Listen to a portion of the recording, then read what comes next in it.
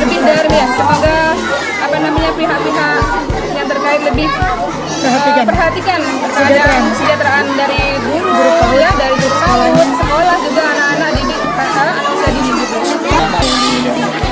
Ya, dilihat kegiatan anak-anak yang kegiatan hari ini ya, sama di dalam tadi anak-anak tadi dari mulai senam, menari, kemudian bercocok tanam, diajarkan bercocok tanam, kemudian diajarkan mencuci tangan. Artinya kan anak-anak sejak ini diajarkan bagaimana cara menjaga kebersihan tangan, cara mencuci tangan yang baik gitu, Pak. Ada pesan yang disampaikan oleh Bu Iriana ke murid-murid di sini, Bu? Tetap belajar rajin, semangat, dan tetap patuh sama ibu. Ya, patuh sama ibu serta tetap beribadah.